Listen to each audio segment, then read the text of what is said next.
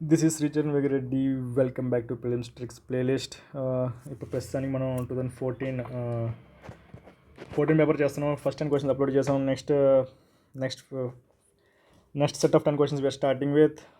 For effective use first మీరు pause చేయండి, మీరు క్వశ్చన్ మీ సొంతంగా చేయండి, తర్వాత దీన్ని చూడండి. That will help you to like balance out your own things and get a perspective of it out of it. అది కాకుండా అంతే. సెట్ ఏ ఇంకంతే. మనం యూపీఎస్సీ జనరల్ సెట్ అనే బయటకు లిస్ట్ చేస్తుంది. అఫీషియల్ పేపర్ ఇది. అగైన్ ఎవడైనా కొత్తగా సడన్గా ఇదే వీడియో చూస్తాడంటే మీకోసం చెప్పేదంటే నేను 3 సార్లు లాస్ట్ 3 times నేను ప్రిలిమ్స్ క్లియర్ చేశాను. So without wasting any time let's go for the 11th question. With reference to the grouping of countries known as BRICS. Okay, consider the with reference to grouping of countries known as BRICS, consider the following statements. The first grouping of the first summit of BRICS was held in Rio de Janeiro summit 2009. I'm not sure. South Africa was the last to join the BRICS. Yes అంటే అదే కదా. But అది ఇప్పుడు కొత్త groups చాలా వచ్చాయి. So ఈసారి bricks currency అన్ని కొత్త countries BRICS currencies. I think I don't know whether last year వచ్చింది క్వశ్చన్, ఈసారి వస్తుంది. సో చదువుకో బ్రిక్స్. సో ఈసారి బ్రిక్స్ అనేది మనం చదువుకోవాలి, ఎందుకంటే ఈ మధ్యన లేటెస్ట్ కంట్రీస్ జాయిన్ అయ్యాయి కాబట్టి. For example 2014 generally South Africa last నా ప్రకారం. అప్పట్లో జనరల్లీ ఎస్ అనేది అదే కాబట్టి. So held in Rio de 2009 అనేది I'm not sure of it. So first summit usually fact year అన్నీ ఉన్నాయి. I would not go with first statement, whereas I will go with second. I would say answer is B. నువ్వేం పెట్టావు? B. ఎందుకు? First అన్నాడు, first summit and Rio de general particular place held in. General ఇది ఇక్కడ జరిగింది, అది అక్కడ జరిగింది అని చెప్పేసి ఒక ప్లేస్ ఇస్తే తప్పిస్తాడు. అండ్ ఇన్ 2009 అన్నాడు. 2009 10 అది మనకు తెలియదు. జనరల్లీ నెంబర్స్ డేటా తెప్పిస్తాడు. హెల్డ్ ఇన్ అనేది తప్పు, ఆ ప్లేస్ అనేది తప్పు. ఓకే, ఆన్సర్ ఫస్ట్ చూద్దాం. ఆన్సర్ 11th ఈజ్ బి, అంతే కరెక్టే. సో బేసికల్ అన్నీ ఉన్నాయి కాబట్టి యూజువల్లీ దే ఆర్ రాంగ్. అంటే ఏమంటుంది, ఫస్ట్ హెల్డ్ ఇన్ ఫ్యాక్ట్ అన్నీ నేను ఎలిమినేట్ చేసిన ఇయర్ 2009 అని జనరల్లీ తేడా కొడుతుంది. Yes, second statement I know with it. Okay, next 12th question. Consider the following diseases. Which of the above diseases has or have eradicated in India? Which of the following diseases eradicated అయిపోయి? Chicken pox eradicate అయిపోయింది. Chicken pox ఎలా అయింది?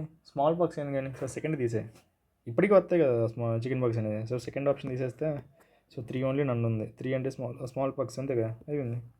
So answer is B.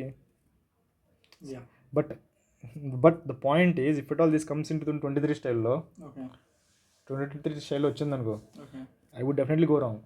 But diphtheria అనేది for example I might not be wrong because DPT vaccine ఇప్పటికే మనం వాడుతున్నాం.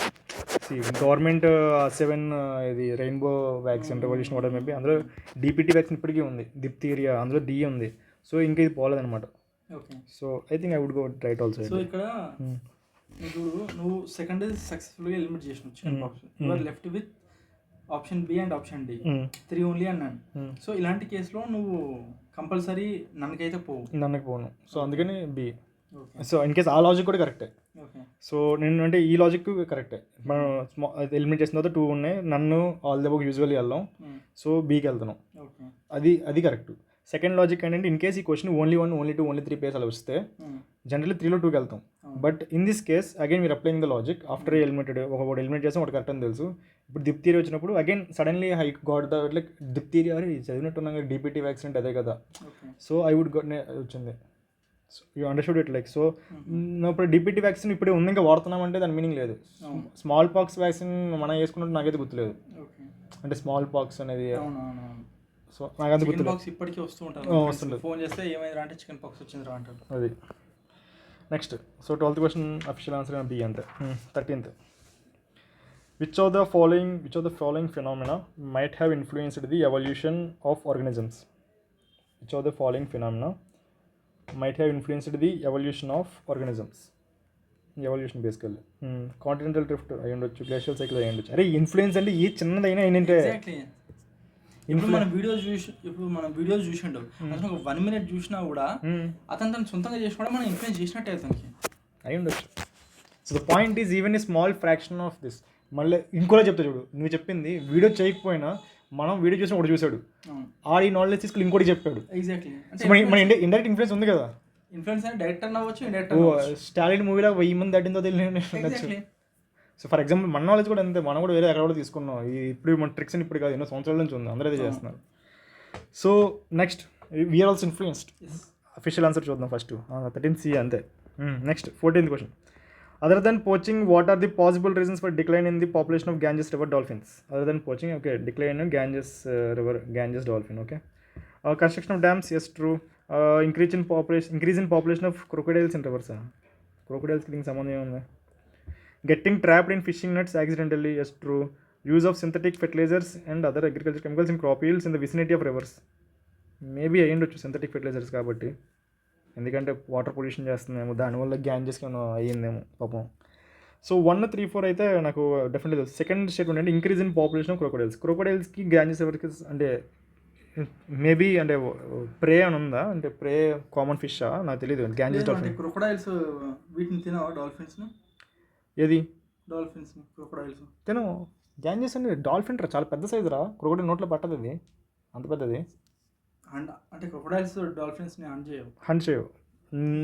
Only reason but C ఇక్కడ ఏంటి possible reason for the decline in population of Ganges river dolphins అంటే, ఇప్పుడు పెద్ద ఉంటాయంటే ఇప్పుడు డాల్ఫిన్ పిల్ల ఉంది అనుకో, for example increase in population crocodiles అనేది I will not agree with it. The reason being fresh water crocodile ఇప్పటికే చాలా తక్కువ ఉన్నాయి. If it all you know it is endangered. Endangered, critical endangered అనుకుంటా. గారియల్ క్రిటికల్ ఎండేంజర్డ్ అనుకుంటా. So గారియల్ critical అంటే already అది అడుగుతుంటుంది, ఇంకా పాపులేషన్ పెరిగినా సరే ఏమవుతుంది, ఇది ఎండేంజర్డ్, అది critical endangered. So I would not, నాకు ఎందుకు సెకండ్ స్టేట్మెంట్ అంటే like it is not conveying me properly. So increase in అంటే క్రొకోడైల్స్కి గ్యాంజెస్ సంబంధం దానిపైన దీనిపైన దీనిది. ఇప్పుడు ఓన్లీ తేడా కొడితే ఏంటంటే ఓన్లీ ఫిష్ చూడడం వల్ల తేడా కొట్టాలి తప్ప ఇంకో ఆప్షన్ అయితే లేదు. బట్ మరీ అంత అయితే నాకేం అనిపించలేదు, because I don't even know Ganges dolphin హెర్బీవోరా అంటే ఏంటంటే ఎవరు నాకు ఎగ్జాక్ట్లీ తెలీదు. So I will go with 1, 3 and 4. I went with D because maybe 3 ఉండొచ్చేమో అని I went with D. Answer చూడు. 14th answer is C. Okay. See again the point is my instinct is saying that anta tada like, but I can agree with you that possible reason possible ayindocchemo influence cheppinattu I would agree with that. But నాకు ఎందుకు crocodiles అనేది fresh water crocodiles already చాలా minimum ఉన్నాయి. So I'm going with that logic. Okay, ఏమైంది దీనికి? Next 15th question.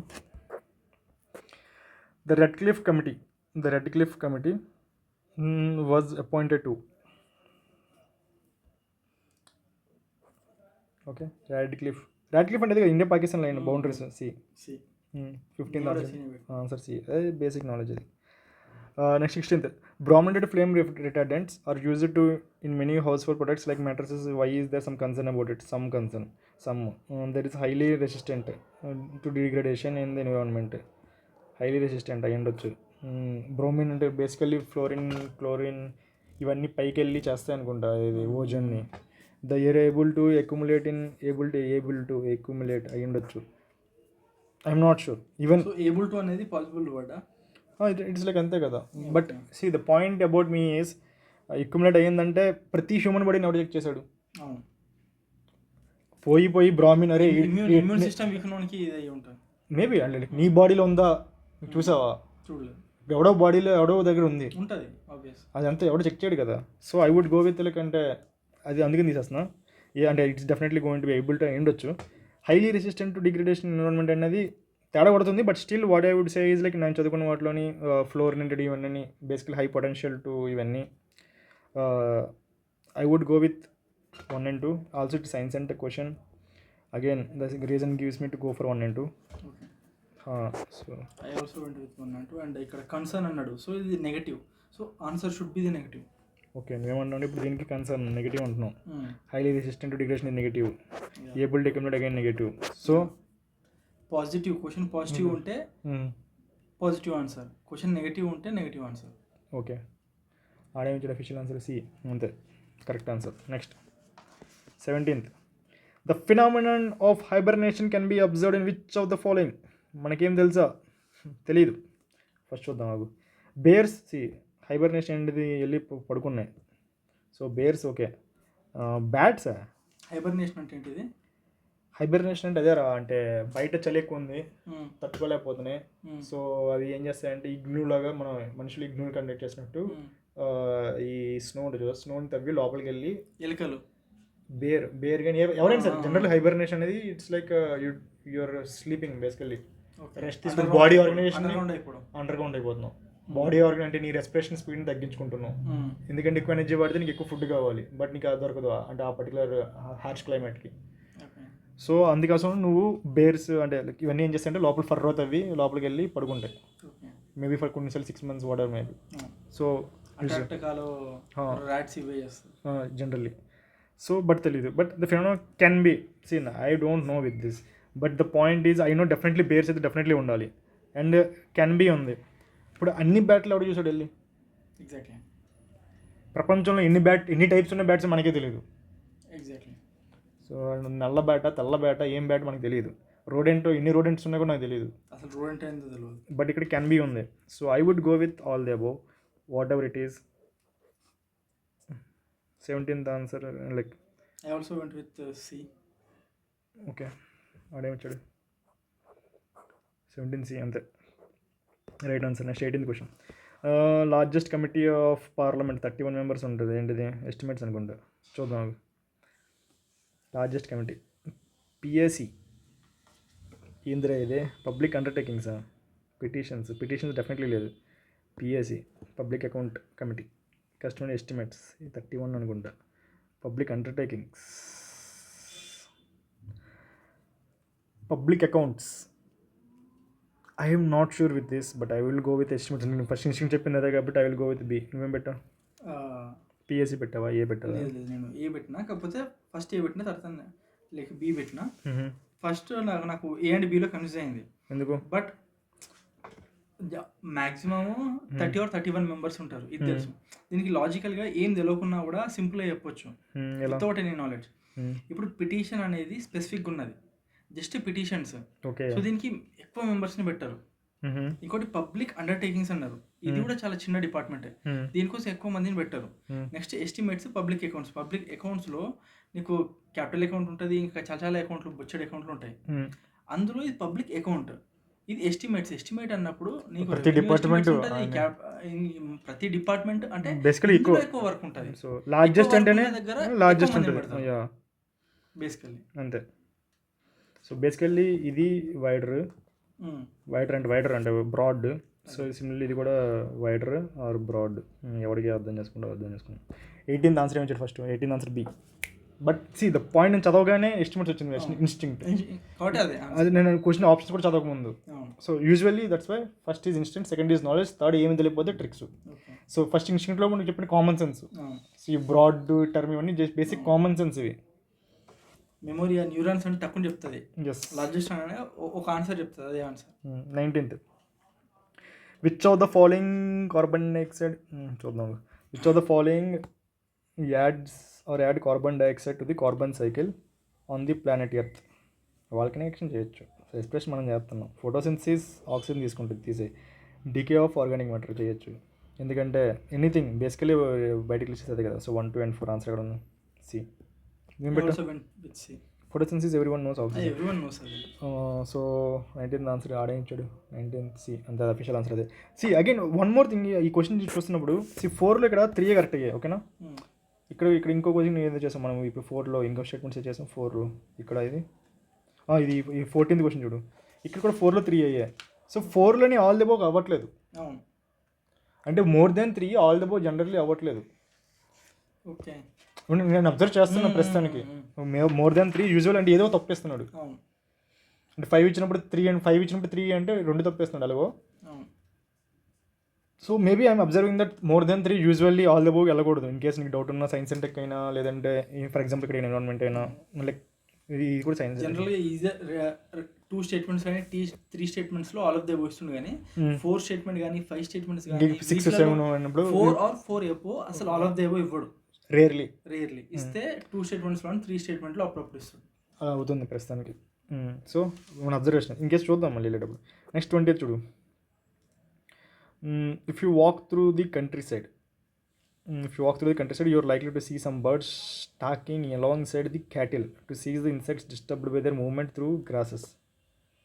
Okay ఏదో ఒకట్లే what which are the following are such birds. ఈ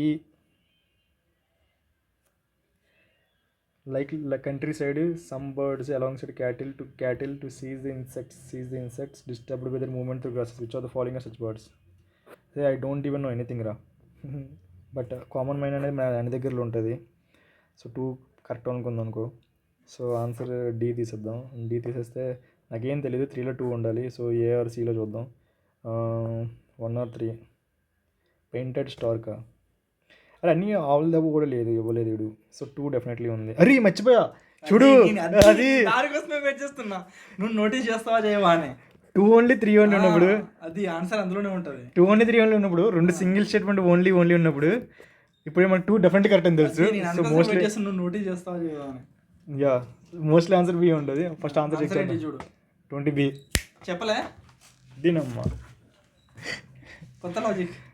2 ఓన్లీ 3 ఓన్లీ అంటే యూజువల్లీ సింగిల్ స్టేట్మెంట్ ఇక్కడ వచ్చిన 2 వస్తే 2 దగ్గర ఒకసారి కాదు, 2 దగ్గర ఉంటే యూజువల్లీ అక్కడే ఆన్సర్ ఉంది. సో మన 2 కామన్ హ్యాండ్ అక్కడే ఆడే ఇచ్చాడు, కామన్ రా అది ఆడే క్లియర్గా ఇచ్చాడు, కామన్ రా కంట్రీ సైడ్ అన్నాడు, అనేది కామన్గా ఉంటుంది. నేను కొంగలని చూసిన, బట్ అక్కడ బ్లాక్ నెక్కడ్ అన్నాడు, నేను చూసింది వైట్ నెక్కడ్. ఈ స్పెసిఫిక్గా బ్లాక్ నెక్కడ్ అన్నాడు. అంటే అది తప్పించి వేరే క్రెయిన్స్, అంటే వేరే క్రెయిన్స్ జాతిలో ఏది ఉండదా, బ్లాక్ నెక్ ఉన్న కొంగలే పోతాయా? ఇక్కడ కామన్ అన్నాడు, కామన్లో చాలా ఇంక్లూడ్ అయిపోతాయి. అది yes. So we're done with the next set of 20 question work చేసాం. యా మీకు ఈ పీడిఎఫ్ గ్రూప్లో దొరుకుతుంది, Telegram group, check in the channel @revise with me PSC discussion group కూడా ఉంది, revise with me PSC prelims అనుకుంటా అంతే. So yeah check it on the channel. Yeah thank you. Will meet the next 10 questions. Bye. దీని అప్పుడే అలా highlight అయ్యేది, నువ్వు కూడా షాక్ అయినావు కదా. యా